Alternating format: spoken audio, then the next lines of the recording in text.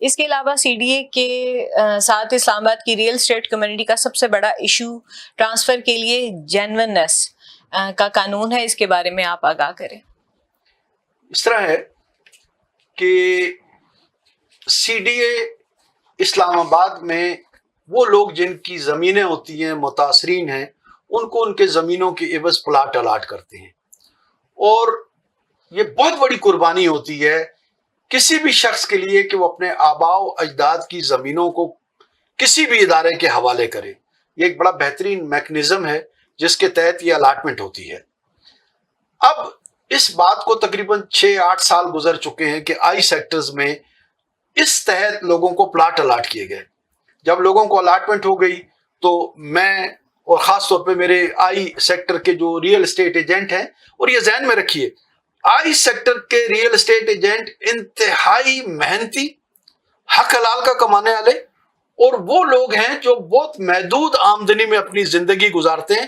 آئی sector میں مگرمچھ dealer نہیں ہے۔ مگرمچھ ڈیلر وہ ہوتا ہے جس کو کوئی پرواہ نہیں ہوتی، لیکن آئی 11 کا محنت کش ڈیلر ہے۔ اب ان ڈیلرز نے اپنی جو اوورسیز پاکستانیز آئے، اپنے کلائنٹ آئے، وہ لوگ جن کی زندگی بھر کی جمع پونجی تھی، اور یہ بھی خیال کیجئے آئی سیکٹر میں تھوڑے پیسے کے ساتھ چیزیں ملتی ہیں جی۔ تو جو لوگ ریٹائرڈ ہوئے، جن کے پاس کوئی تھوڑا بہت اثاثہ تھا، انہوں نے ریئل اسٹیٹ ایجنٹ پہ بھروسہ کیا اور آئی سیکٹر میں یہ پلاٹ خریدے۔ میں نے ایک متاثرین سے خریدا، میں نے اس پلاٹ کو آپ کو بیچ دیا، آپ نے کسی اور کو بیچ دیا، یعنی اس جگہ کے پلاٹ 3-3 4-4 ہاتھ بک چکے ہیں۔ اب اچانک انہیں ایک خیال آیا کہ ہم نے تو ایک اسکروٹنی کرنی ہے کہ کیا یہ پلاٹ صحیح الاٹ ہوئے، اور اس نام پر ایک تباہی اور بربادی کا بازار سی ڈی اے نے گرم کر دیا۔ نتیجے کے طور پر اب لوگوں کی این ڈی سی 6-6 مہینے 1-1 سال سے پڑی ہوئی ہے۔ جن لوگوں نے پلاٹ خریدے ہیں وہ ریئل اسٹیٹ کی ایجنٹ کی زندگی کو عذاب کا شکار کر رہے ہیں۔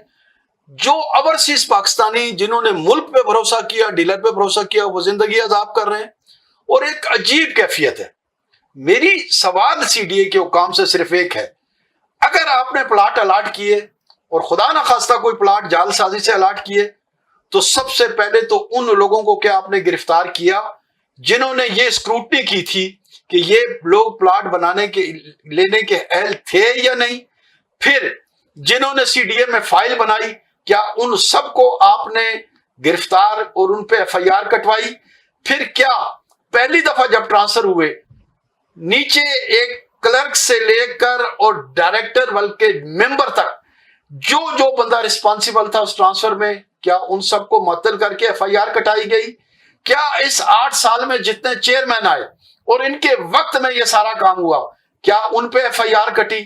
یہ کتنا عجیب نظام ہے کہ سی ڈی اے اپنی خرابی پیدا کرے، لوگ اور real estate agent C D A پہ، ملک کے پاکستان پہ، اس قانون پہ بھروسہ کر کے چیزیں لیں، اور پھر 8 سال کے بعد آپ اچانک اس چیز کو کہیں جی جینویننس چیک کرنی ہے۔ اور تماشا یہ ہے، جو شخص سی ڈی اے میں 3 لاکھ 4 لاکھ روپے دیتا ہے اس کا این او سی گھنٹوں میں مل سکتا ہے، لیکن ایک عام ریئل اسٹیٹ ایجنٹ جس کا محنت کا معاوضہ ہی 50,000 روپیہ تھا، شاید 1 لاکھ تھا، وہ کہاں سے 3 لاکھ 4 لاکھ 5 لاکھ رشوت دے گا؟ نتیجے کے طور پر اس وقت سب سے زیادہ ایک عذاب کی کیفیت اس جینویننس نے لگائی ہوئی ہے، جس کو ہر صورت ختم ہونا چاہیے۔